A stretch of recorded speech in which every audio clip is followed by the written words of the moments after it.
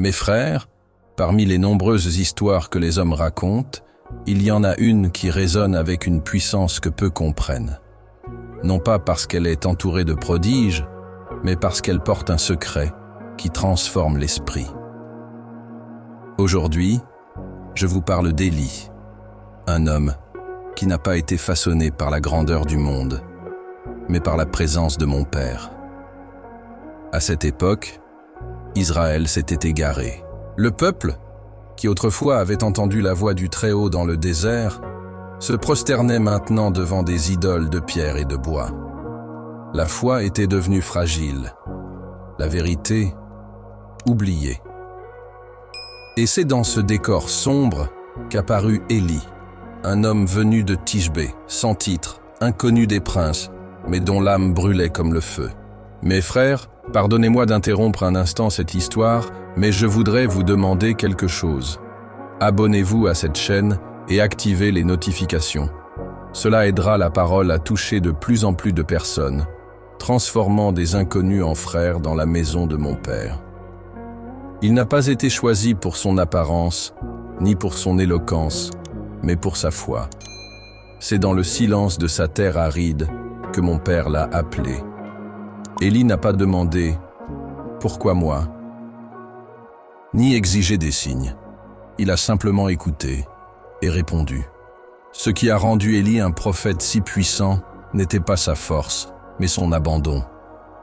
Alors que le monde cherchait la sécurité dans les foules, Élie a trouvé la puissance dans la solitude avec mon Père. Ainsi commence ce voyage. Non pas celui d'un héros, mais d'un serviteur. Car c'est dans les cœurs simples, prêts à obéir même lorsque tout semble contraire, que mon Père révèle ses plus grands secrets. Êtes-vous prêts à découvrir ce qu'il y avait derrière la vie d'Élie, ce qui a fait de lui un nom que le ciel n'a jamais oublié?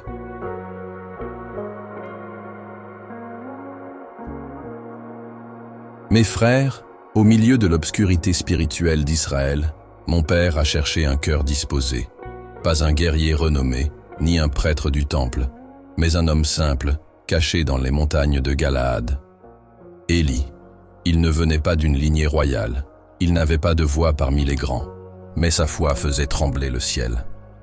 Tandis que le peuple adorait Baal et qu'Achab se livrait à la corruption, Élie entendait la voix que le monde avait fait taire. Il n'y eut pas d'ange, pas de tonnerre, juste une parole ferme. Va dire au roi, il ne tombera ni rosée ni pluie, sinon à ma parole. Réfléchissez à cela. Un homme ordinaire, sans armée, sans position, recevant de mon Père l'autorité d'arrêter le ciel. Élie n'a pas douté, il n'a pas demandé de garantie. Il a simplement obéi, car l'obéissance, même silencieuse, est plus puissante que tous les discours devant les hommes. Le monde peut ignorer les petits, mais mon Père les élève lorsqu'ils sont soumis. Élie a été appelé parce qu'il avait plus confiance dans la parole divine que dans les menaces des rois. Et vous, si le ciel vous parlait aujourd'hui, seriez-vous prêts à vous lever? Élie descendit jusqu'au palais, un lieu de luxe, mais rempli de ténèbres. Achab, corrompu par Jézabel, conduisait Israël à l'idolâtrie sans aucun remords. C'était l'époque du mensonge, de l'oppression, des faux prophètes glorifiés et de la vérité réduite au silence. Et là, dans cette salle où peu auraient osé élever la voix, Élie parla au nom de mon Père. Aussi vrai que le Seigneur, le Dieu d'Israël, est vivant, il ne tombera ni rosée ni pluie ces années-ci, sinon selon ma parole. Et par ces mots, il scella le ciel. Ce n'était pas seulement une prédiction, c'était une sentence. La terre, qui autrefois donnait du fruit, allait se taire. Le peuple sentirait dans son corps le vide qui habitait déjà son âme. Mon Père n'agit pas par vengeance, mais par justice. Le jugement est le dernier langage lorsque les oreilles se ferment à l'amour. Élie connaissait le risque. Mais la fidélité vaut plus que la sécurité. Il n'était pas mu par la colère, mais par le zèle. Il ne désirait pas la destruction, mais le repentir. Car le vrai prophète ne parle pas pour plaire, mais pour réveiller. Aujourd'hui, beaucoup veulent être entendus, mais peu sont prêts à dire ce qu'il faut dire. Et vous, resteriez-vous ferme si le monde entier se dressait contre la vérité?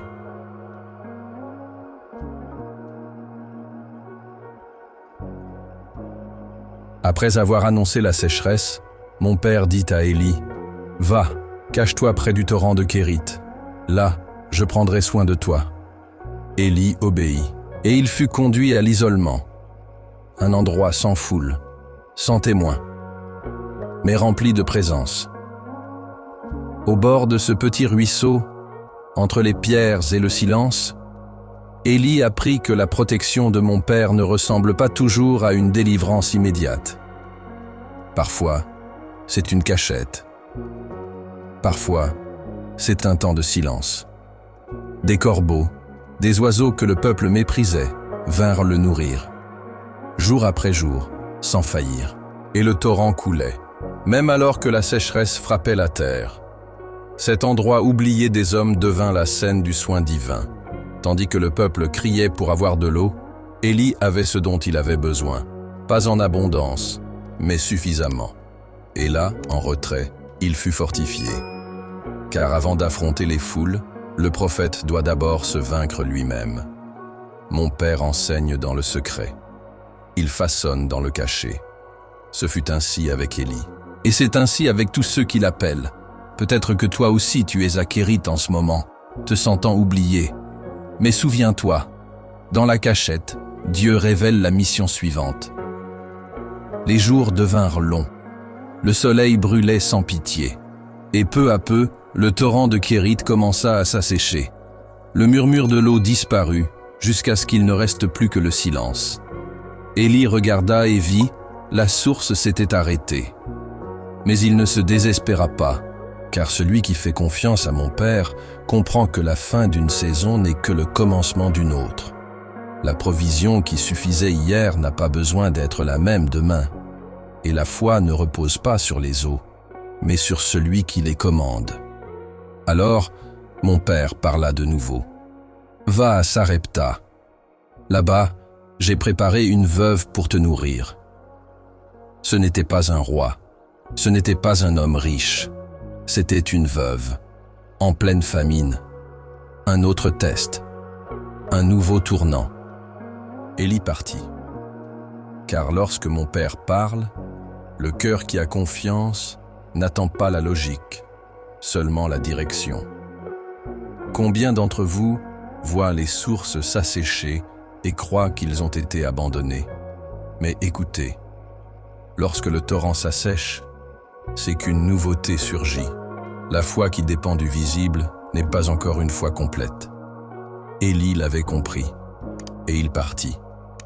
Êtes-vous prêt à marcher, même lorsque le sol qui soutenait vos pas commence à s'effondrer? Élie marcha jusqu'à Sarepta, étrangère, éloignée, frappée par la même sécheresse qu'il avait prophétisée. Lorsqu'il arriva à l'entrée de la ville, il aperçut une femme ramassant du bois. Une veuve. Faible, fatiguée, le regard lourd de désespoir. Il lui demanda de l'eau, puis un morceau de pain. Elle répondit, « Je n'ai qu'une poignée de farine et un peu d'huile. Je vais préparer un dernier repas pour moi et mon fils. Et ensuite, nous mourrons. » Mais Élie, le cœur rempli de la parole de mon père, dit, « N'aie pas peur, prépare d'abord pour moi, puis pour toi. Car ainsi parle le Seigneur, la farine de la jarre ne s'épuisera pas, et l'huile de la cruche ne manquera pas jusqu'à ce qu'il pleuve de nouveau sur la terre. » Elle eut confiance, même avec si peu, elle donna. Et le miracle eut lieu. Jour après jour, il y eut de la nourriture. La cruche ne se vida jamais. La jarre ne s'épuisa jamais. Mon père choisit une veuve pour nourrir un prophète. Car il ne choisit pas selon ce que l'on a dans les mains, mais selon ce que l'on porte dans le cœur. Élie comprit que le miracle ne vient pas toujours de là où on l'attend. Et la femme découvrit que la foi, même petite, peut soutenir la vie.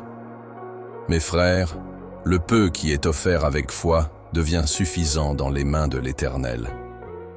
Ce que tu as aujourd'hui, aussi petit que cela puisse paraître, peut être le commencement du miracle. Et les jours passèrent, et le miracle continuait. Mais alors, quelque chose d'inattendu arriva. Le fils de la veuve tomba gravement malade et mourut. Le cœur de cette femme, qui avait cru et vu la main de mon père, se brisait maintenant de douleur. Elle regarda Élie et dit « Es-tu venu me rappeler mes péchés et tuer mon fils ?» Élie prit l'enfant dans ses bras, monta dans la chambre, et pour la première fois, il cria en larmes « Seigneur mon Dieu, as-tu aussi affligé cette veuve chez qui je suis logé en faisant mourir son fils ?» 3 fois il s'étendit sur l'enfant et pria « Seigneur, je t'en supplie, rends la vie à cet enfant. » Et mon père, qui voit le secret, entendit. L'âme de l'enfant revint. Il respira de nouveau. Élie le remit vivant à sa mère. Elle, maintenant en pleurs de gratitude, dit « Maintenant je sais que tu es un homme de Dieu et que la parole du Seigneur dans ta bouche est vérité. Mes frères, même ceux qui voient dans le miracle peuvent être éprouvés par la perte. Mais sachez, quand tout semble perdu, mon Père peut encore restaurer. » Élie ne parlait pas seulement pour Dieu, il ressentait avec Dieu. La douleur de la femme révéla quelque chose de plus grand, que la foi éprouvée est la foi confirmée. Et que le Dieu qui soutient la farine peut aussi ressusciter l'espérance. 3 ans passèrent. Le ciel restait fermé. La terre criait pour être soulagée. Et alors, mon père parla encore à Élie. « Va te présenter à Achab, car je vais envoyer la pluie sur la terre. » Élie revint. Ce même prophète qui avait disparu se présentait maintenant avec une autorité renouvelée. En voyant Élie, Achab l'accusa. « Est-ce toi le perturbateur d'Israël ?» Mais Élie répondit avec fermeté. « Ce n'est pas moi, le perturbateur, mais toi et la maison de ton père, car vous avez abandonné les commandements du Seigneur et suivi Baal. » C'est alors qu'Élie lança le plus grand défi qu'Israël ait jamais entendu. Rassemble tout le peuple sur le mont Carmel. Amenez les 450 prophètes de Baal, et nous verrons qui est Dieu. Là, ce ne serait pas une bataille d'épée, mais de foi. Un autel contre un autre. Le peuple, partagé, devait choisir. Et Élie savait. Ce jour n'était pas seulement une question de pluie, mais de décision. Et lorsque mon père convoque, il ne cherche pas des foules, mais des cœurs prêts à se positionner. Élie ne voulait pas la renommée. Il voulait le feu, un feu qui consume le doute. Mes frères, il y a des moments où l'on ne peut plus rester entre 2 chemins. Il faut monter sur la montagne et décider qui servirez-vous. Le peuple monta sur le Carmel. Les prophètes de Baal préparèrent leur autel, placèrent le sacrifice et crièrent du matin jusqu'à midi. « Ô Baal, réponds-nous » Ils crièrent, dansèrent, se tailladèrent avec des lances jusqu'à ce que le sang coule. Mais il n'y eut pas de voix, pas de réponse, seulement le silence. Et Élie observait. Il les provoqua, criait plus fort, peut-être qu'il dort, ou qu'il est en voyage. Ils redoublèrent d'efforts, mais cela ne servit à rien, car les idoles n'entendent pas, les idoles ne parlent pas, les idoles ne sauvent pas. Le peuple, qui auparavant hésitait entre Baal et le Seigneur, commençait maintenant à voir. L'autel du monde peut paraître beau, mais il est vide. Élie attendit toute la journée. Il laissa le spectacle se terminer. Que la tromperie s'épuise sous les yeux de tous. Mon père permit le silence, non pour humilier, mais pour révéler. Quand les hommes se confient dans le mensonge, tôt ou tard, ils les laissent sans réponse. Et toi, as-tu crié vers des voix qui ne répondent jamais? As-tu mis ta confiance dans des dieux qui n'existent pas?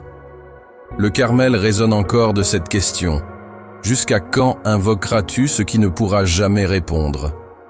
Mes frères, permettez-moi juste un instant. Si vous vous abonnez à cette chaîne, vous nous aiderez à partager l'Évangile avec encore plus de personnes. Chaque nouvel abonné nous permet de semer la parole dans des cœurs qui en ont besoin. Mais reprenons maintenant. Après toute une journée de cris et de silence, Élie se leva. Calmement, il appela le peuple à s'approcher. Et là, devant les yeux d'une nation partagée, il commença à restaurer l'autel de mon père, l'autel qui était en ruine. Morceau par morceau, pierre par pierre, Élie le reconstruisit avec 12 pierres, représentant les tribus d'Israël. Ce n'était pas seulement un geste symbolique, c'était un appel à la repentance, un rappel de l'alliance oubliée. Ensuite, il creusa un fossé autour de l'autel, plaça le bois et le sacrifice et demanda quelque chose d'inhabituel, de l'eau, tant d'eau que le sacrifice fut trempé et que le fossé en fut rempli. Élie rendait impossible, aux yeux des hommes, que quoi que ce soit s'enflamme là. Mais c'est précisément quand tout semble improbable que mon Père révèle sa gloire. Élie leva les yeux vers le ciel et pria « Réponds-moi, Seigneur, pour que ce peuple sache que tu es Dieu et que j'ai fait tout cela selon ta parole. » Il ne pria pas pour lui-même. Il pria pour que le peuple voie, car le vrai serviteur ne cherche pas à être vu. Il cherche à révéler celui qu'il envoie. Et dans le silence de cette montagne, le ciel était sur le point de répondre par le feu. Alors, mes frères, cela arriva. Le ciel, fermé depuis 3 ans, s'ouvrit, non par la pluie, mais par le feu. Une flamme descendit comme un tonnerre de sainteté. Le feu consuma le sacrifice, le bois, les pierres et même l'eau autour. Il ne resta rien, aucun doute, aucune hésitation. Le peuple, qui auparavant oscillait entre deux dieux, tomba le visage contre terre et cria « Le Seigneur est Dieu! Le Seigneur est Dieu !» C'était plus qu'une réponse. C'était un jugement, une révélation, une convocation à la vérité. Baal avait été démasqué. L'autel d'Élie brûlait comme un phare, rappelant Israël à la maison. Élie ne célébra pas comme un vainqueur. Il ordonna « Saisissez les prophètes de Baal, n'en laissez échapper aucun. » Et il les conduisit au torrent de Kishon. Là, il mit fin au cycle du mensonge. Beaucoup sont troublés par cet acte, mais comprenez, mon Père ne partage pas sa gloire. Le mensonge qui enchaîne doit être arraché à la racine. Il y a des moments où la vérité exige une rupture. Élie le savait, et il a agi. Le feu était descendu du ciel, mais le choix devait descendre dans le cœur. Après que le feu fut tombé, Élie monta au sommet du Carmel. Là, seul, il se courba le visage entre les genoux. Il savait, la pluie allait venir. Mais même avec une promesse, il pria. « Mes frères, il y a un secret ici. Le prophète qui prie même après avoir entendu la réponse est celui qui fait bouger les cieux. » Élie envoya son serviteur regarder vers l'horizon. « Je ne vois rien, » dit le serviteur. Élie lui demanda de regarder encore. Et encore. 7 fois. À la 7e fois, un petit nuage apparut, de la taille de la main d'un homme, peu aux yeux humains, mais suffisant pour celui qui croit. Élie se leva et avertit « Va dire à Achab, la pluie arrive. » Le ciel s'assombrit, le vent souffla, et la terre, autrefois desséchée, reçut les gouttes tant attendues. La pluie fut le sceau de la restauration, mais avant elle, il y eut la prière, la persévérance, le feu, la décision. Élie savait qu'on ne vit pas seulement du spectacle du Carmel, mais de la persistance du secret. La victoire qui commence sur l'autel ne s'achève que par des genoux au sol. As-tu persévéré jusqu'à la 7e fois? Ou abandonnes-tu lorsque le ciel semble encore silencieux? Le feu était tombé, la pluie était venue, le peuple s'était prosterné, mais tous ne s'étaient pas humiliés. Jézabel, en apprenant ce qui s'était passé, envoya un message direct à Élie. « Que les dieux me traitent avec la même rigueur si demain, à cette heure, je ne t'ai pas ôté la vie. » Alors, Élie eut peur. Cet homme qui avait affronté roi et faux prophète s'enfuit. Il courut dans le désert, s'éloigna de tous, et épuisé, s'allongea sous un genêt et pria. « C'en est assez, Seigneur. Prends ma vie. » Comment cela se peut-il, mes frères? Un homme qui avait vu le feu descendre du ciel demandait maintenant à mourir. Mais c'est cela que l'âme humaine affronte après de grandes batailles. La fatigue, la solitude, le poids de la mission. Élie n'avait pas renoncé à la foi. Il ressentait simplement le fardeau d'en être l'instrument.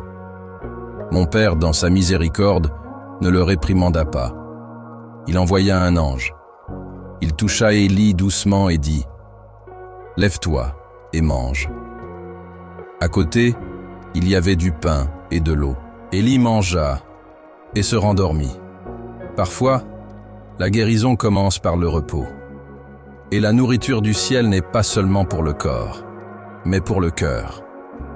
Élie n'avait pas terminé sa mission. Et mon Père avait encore beaucoup à lui montrer. Toi aussi, t'es-tu déjà senti ainsi? Fort un jour et brisé le lendemain. Sache que le même Dieu qui envoie le feu te nourrit aussi dans le désert. Élie mangea, mais il était encore faible. Alors l'ange revint et dit « Mange encore, car le voyage sera long. » Et avec la force de cette nourriture, Élie marcha 40 jours et 40 nuits jusqu'à Horeb, la montagne de mon Père. Il marcha sans savoir exactement ce qu'il trouverait. Chaque pas était chargé de silence et de souvenirs, le Carmel, la pluie, la menace. Élie ne fuyait pas seulement Jézabel, il fuyait le poids d'être la voix du ciel dans un monde qui refusait d'entendre. Arrivé à la montagne, il entra dans une caverne. Sombre à l'extérieur, sombre à l'intérieur.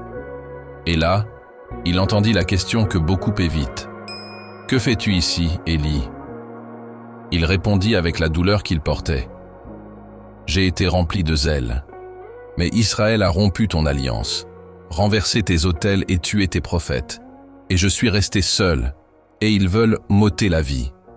Mes frères, combien de fois le zèle pour la vérité engendre-t-il la solitude ?» Élie sentait le poids du sacrifice. Mais il restait quelque chose qu'il devait apprendre. Quelque chose qui changerait sa vision pour toujours. Car mon Père n'allait pas lui donner seulement une réponse, mais une révélation qui transformerait son âme. Alors, mon Père dit à Élie, « Sors et tiens-toi sur la montagne, car le Seigneur va passer. » Élie attendit. D'abord, un vent violent qui fendait les montagnes. Mais mon Père n'était pas dans le vent. Puis, un tremblement de terre. Mais il n'était pas là non plus. Ensuite, un feu. Mais même dans le feu, sa voix ne se trouvait pas. Enfin, un murmure, un son doux, un silence chargé de présence. Et c'est là, à ce moment précis, qu'Élie se couvrit le visage de son manteau. Car il reconnut, mon Père était dans ce murmure. Mes frères, parfois nous attendons Dieu dans les cris, les signes éclatants, les manifestations extraordinaires. Mais il parle aussi dans le calme. Et beaucoup ne le reconnaissent pas parce qu'ils ne savent pas se taire. À cet instant, Élie comprit qu'il ne devait pas tout porter seul. Mon Père n'avait pas perdu le contrôle. Alors il dit, « Il reste encore 7000 en Israël qui ne se sont pas prosternés devant Baal. Tu n'es pas seul. » Cette révélation apporta la consolation. Et la mission fut renouvelée. Élie avait rencontré Dieu, non dans la force des éléments, mais dans l'intimité de sa présence. Combien de fois cherchez-vous Dieu dans le bruit, alors qu'il attend de vous parler dans le silence? Revigoré par la rencontre à Horeb, Élie reçut de nouvelles instructions. Ce n'était pas la fin, c'était un nouveau départ. Mon père le chargea d'oindre de nouveaux rois, Hazaël sur la Syrie, Jéhu sur Israël, et plus important encore, d'appeler Élisée à marcher à ses côtés. Car l'œuvre qui vient du ciel ne se termine jamais avec un seul homme. Élie descendit de la montagne avec des pas assurés. Non plus comme quelqu'un qui porte tout seul, mais comme quelqu'un qui comprend que l'œuvre est plus grande que le messager. Il savait qu'il devait préparer celui qui continuerait le feu, et il le trouva. Élisée, dans les champs, labourant avec 12 paires de bœufs. Un homme simple, mais au cœur attentif. Élie ne dit pas un mot. Il jeta simplement son manteau sur lui. C'était un geste puissant, pas seulement une invitation, mais un appel. Élisée comprit. Il demanda seulement à dire adieu à ses parents. Puis il sacrifia les bœufs et brûla les charrues, montrant qu'il n'y aurait pas de retour. Mes frères, celui qui accepte l'appel doit brûler les ponts qui ramènent en arrière. Élisée l'avait compris. Et il commença à suivre Élie, non seulement comme serviteur, mais comme héritier spirituel. Élie avait trouvé celui qui porterait sa voix, même lorsqu'il ne serait plus là. Le temps passa, et Élie savait que sa fin approchait, mais pas une fin comme les autres. Mon père avait préparé quelque chose de différent pour lui. Ainsi commença le dernier voyage, de Gilgal à Béthel, de Béthel à Jéricho, et de Jéricho au Jourdain. Dans chaque ville, Élie disait à Élisée, « Reste ici, car le Seigneur m'envoie plus loin. » Mais Élisée répondait, « Aussi vrai que le Seigneur est vivant et que ton âme vit, je ne te quitterai pas. » Ainsi, ils marchèrent ensemble. Élisée savait, quelque chose de saint se passait, et il ne quitterait pas son maître jusqu'au bout. Les deux arrivèrent au Jourdain.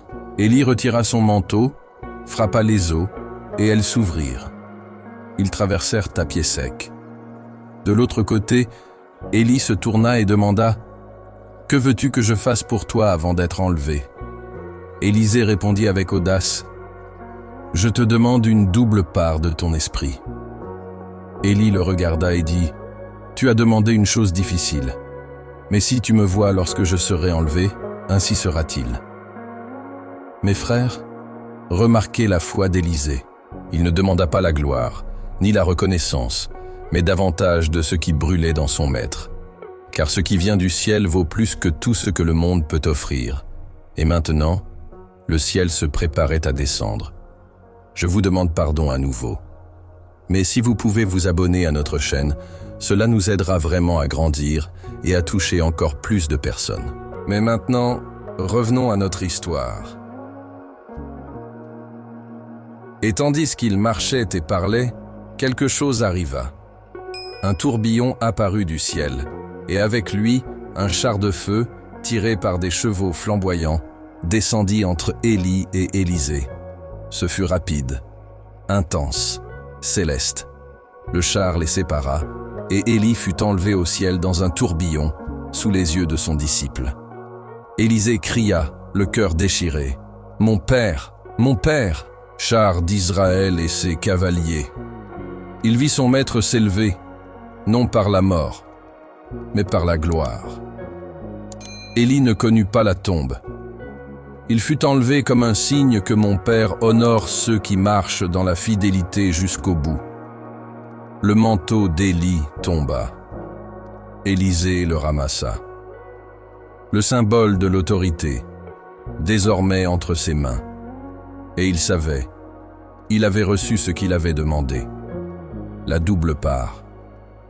Mes frères, le ciel ne cherche pas les plus préparés, il cherche les plus abandonnés. Élie ne vécut pas pour lui-même, et c'est pourquoi il fut accueilli avec un honneur éternel. Le char de feu fut plus qu'un miracle, ce fut un sceau, une proclamation silencieuse que mon Père n'abandonne jamais ceux qui restent fidèles, même lorsque le monde entier tourne le dos. Élisée revint au Jourdain, désormais seul, mais avec quelque chose de différent. L'esprit d'Élie reposait sur lui. Il prit le manteau de son maître, frappa les eaux et demanda Où est le Seigneur, le Dieu d'Élie? Les eaux s'ouvrirent de nouveau. Le même Dieu qui avait accompagné Élie marchait désormais avec lui. Et les fils des prophètes, au loin, virent et dirent « L'esprit d'Élie repose sur Élisée ». La transition était complète. Le ciel avait passé le flambeau. Et Élisée, encore le cœur en deuil, savait qu'il avait devant lui un long chemin. Mais désormais avec l'autorité et l'onction pour continuer. Mes frères, comprenez, le véritable héritage spirituel n'est pas un nom, c'est une flamme. Élisée n'hérita pas de la gloire, mais du feu. Il n'hérita pas des applaudissements, mais du but. Et c'est ce que mon Père recherche. Des personnes prêtes à continuer, même sans reconnaissance, même sans scène. L'esprit qui reposait sur Élie, reposait maintenant sur Élisée. Et là où il y a continuité, il y a victoire. Mais même après son départ, la voix d'Élie résonnait encore, car tout ce qui avait été dit au nom de mon Père devait s'accomplir. Achab, le roi qui avait conduit Israël à l'idolâtrie, avait commis un acte cruel.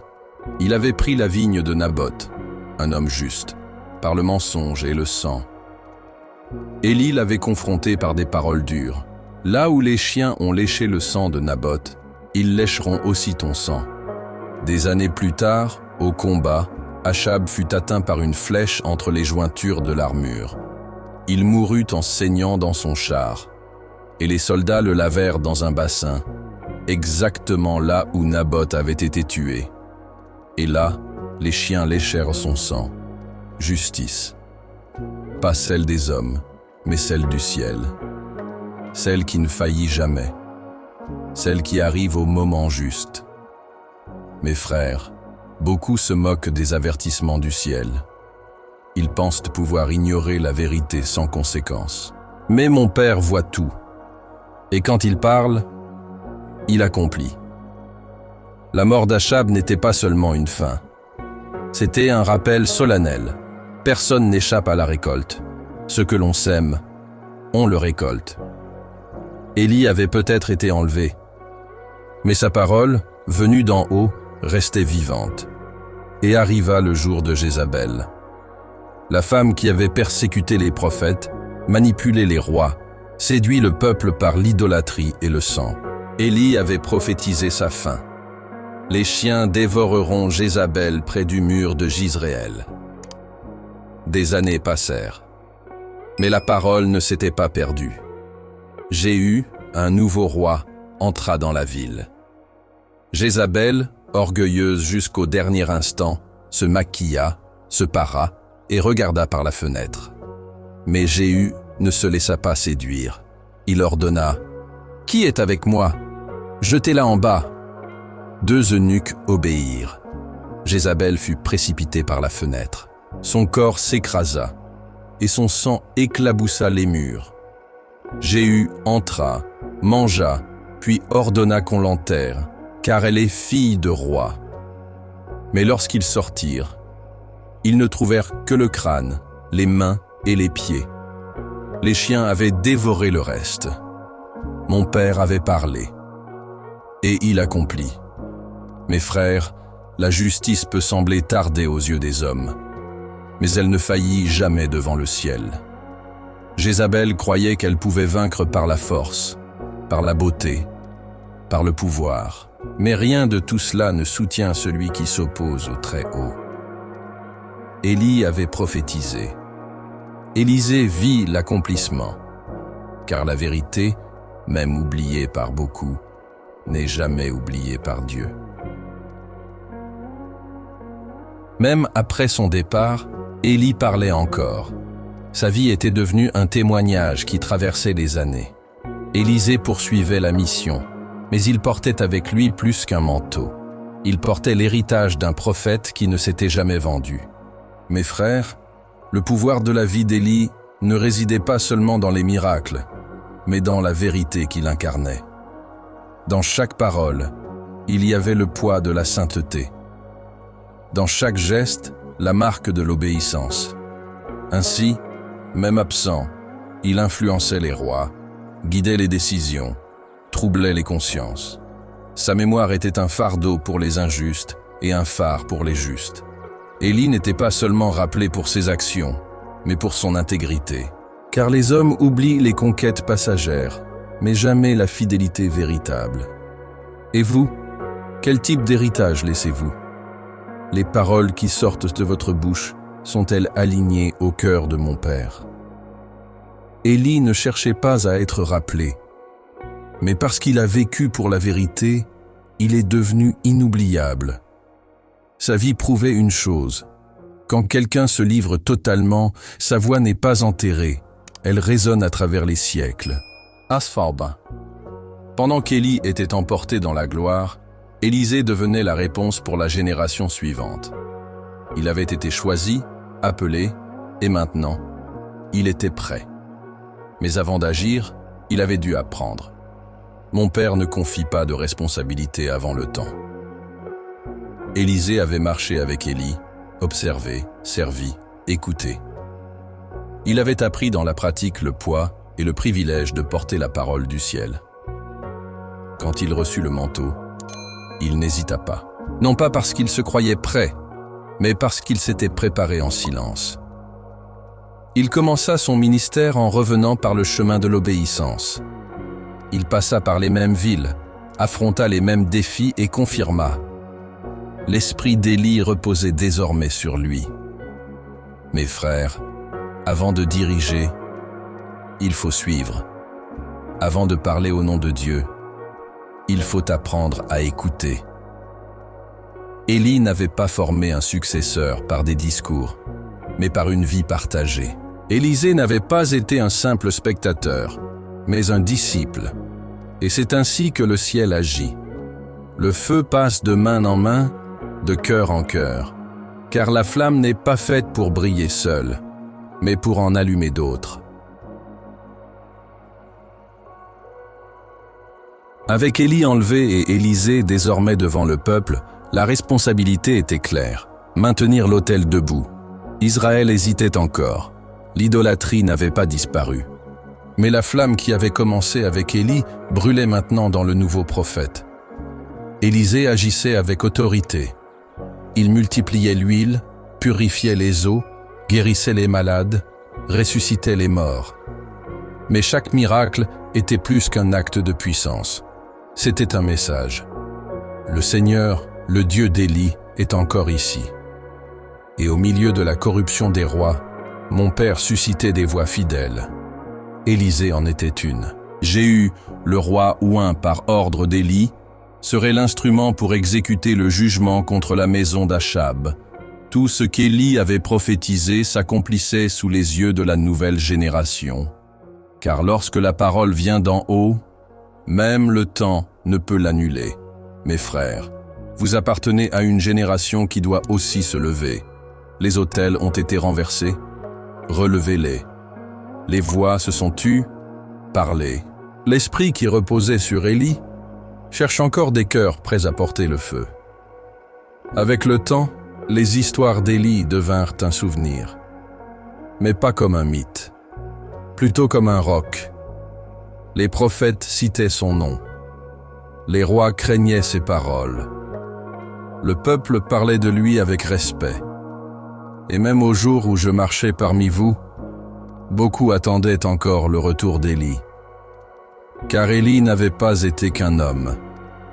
Il avait été un signe, un avertissement, un phare qui rappelait la nécessité du repentir. Il avait vécu par amour pour mon Père. Il avait souffert, fui, pleuré, mais jamais compromis la vérité. Il avait formé Élisée, préparé le chemin et avait été enlevé dans la gloire. Et ainsi, il avait enseigné que la fidélité est plus puissante que n'importe quel trône, épée ou menace. Mes frères, la vie d'Élie est un appel. Restez fermes, même quand vous vous sentez seul, même quand il semble que rien ne change. La fidélité que personne ne voit, c'est celle que le ciel n'oublie jamais. Car mon Père ne cherche pas les grands, il cherche les fidèles. Et lorsqu'il en trouve un, à travers lui, il change le monde. Avant d'être enlevé, Élie parcourut un chemin chargé de sens. Gilgal, Béthel, Jéricho, le Jourdain, chaque ville avait une histoire, chaque arrêt, une leçon. Et dans chacune, Élie mettait Élisée à l'épreuve. « Reste ici, car le Seigneur m'envoie plus loin. » Mais Élisée répondait toujours « Je ne te quitterai pas. » Mes frères, voyez cela. Élie faisait ses adieux au monde, mais il enseignait jusqu'au bout. Et Élisée apprenait, même dans les derniers pas. Le vrai discipolat ne se fait pas seulement par des paroles, mais par la marche partagée. Et lorsqu'ils arrivèrent au Jourdain, Élie frappa les eaux avec son manteau. Elles s'ouvrirent, et tous deux passèrent à pied sec.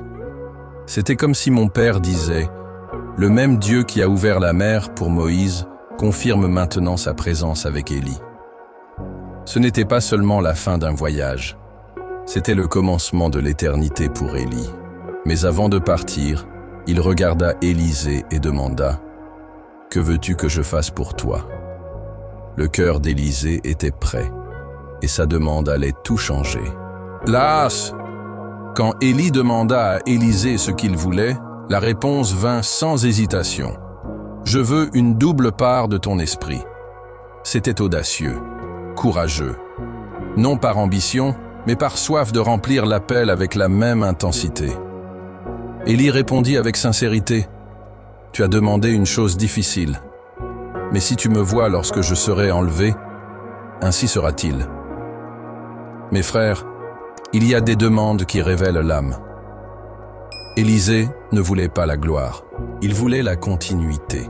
Il ne voulait pas être rappelé, il voulait être utilisé. Et pour cela, mon père se réjouit. Alors qu'il marchait, les cieux s'ouvrirent. Un char de feu, tiré par des chevaux flamboyants, les sépara. Et Élie fut enlevé. Élisée le vit, il pleura, il déchira ses vêtements. Mais là, au milieu des cendres et des larmes, le manteau tomba. Dieu avait répondu. Ce qu'Élie portait reposait désormais sur lui.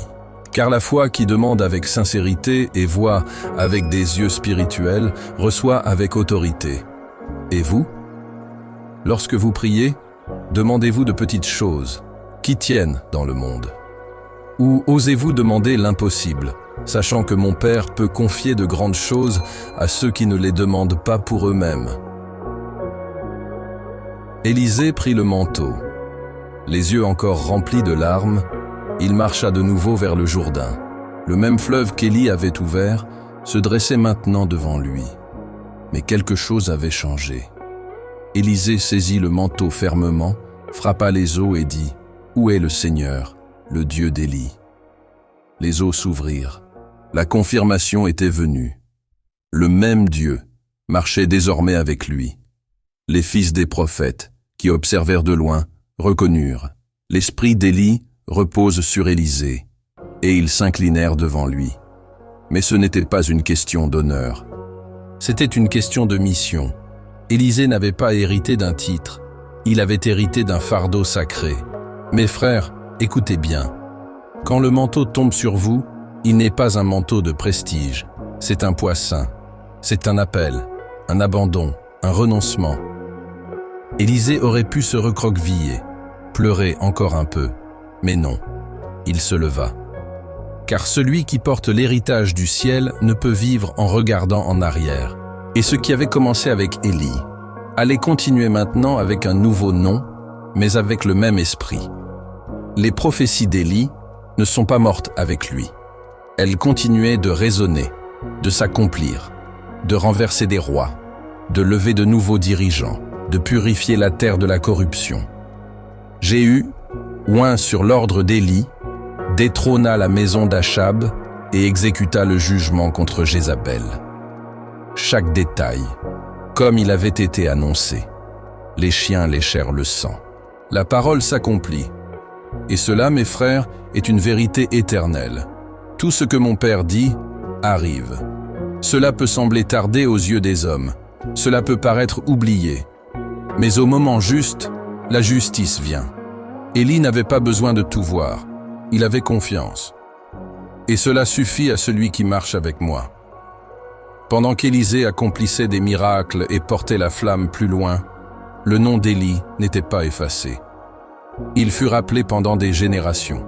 Et même lorsque je suis venu dans ce monde, beaucoup disaient « Se pourrait-il qu'Élie soit revenu ? Car ce qui est né du ciel ne s'éteint pas avec le temps. L'héritage d'Élie n'était pas son histoire, mais sa foi. » Et mes frères, maintenant que vous avez entendu tout ce parcours, laissez-moi vous révéler ce que beaucoup n'ont pas encore compris, le véritable secret derrière la vie d'Élie. Ce n'étaient pas les miracles, ce n'était pas le feu descendu du ciel, ni la pluie revenue, ni même le char de feu qui l'a emporté. Le secret d'Élie se trouvait dans quelque chose que peu de gens estiment, l'intimité avec mon Père. Élie vivait pour ce qui ne se voit pas. Il écoutait quand tous étaient sourds. Il obéissait quand plus personne ne voulait obéir. Il disait la vérité même quand le prix était la solitude.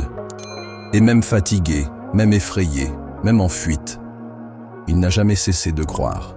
Il avait appris à se confier dans la provision quotidienne, même lorsqu'elle venait par des corbeaux. Il avait compris que la voix de Dieu pouvait être un murmure et non des tonnerres. Il avait saisi que le plus grand pouvoir ne se trouve pas dans le spectacle, mais dans l'obéissance cachée. Élie était humain comme vous. Il a ressenti la peur, la faim, la douleur, la fatigue. Mais il n'a jamais permis que cela soit plus grand que la voix qui l'avait appelé. Son secret était dans l'abandon, dans la foi inébranlable, dans la prière constante, dans la certitude que mon Père était suffisant. Et ce secret est encore disponible aujourd'hui. Vous vivez des temps similaires. Les voix se confondent. Le monde tente de redéfinir le bien et le mal. L'autel du Seigneur est souvent en ruine. Mais la question demeure la même. Qui se lèvera ? Aujourd'hui, je te demande, vas-tu continuer à osciller entre deux chemins ou vas-tu restaurer l'autel de ta foi ? Le manteau est tombé. L'héritage du ciel est accessible. La question est, qui s'agenouillera pour le ramasser ? Le monde peut ne pas connaître ton nom, mais le ciel reconnaît un cœur abandonné. Le même esprit qui a guidé Élie appelle encore ceux qui disent « Me voici ». Et maintenant, que choisiras-tu ? Père Guintard à au ChatGPT.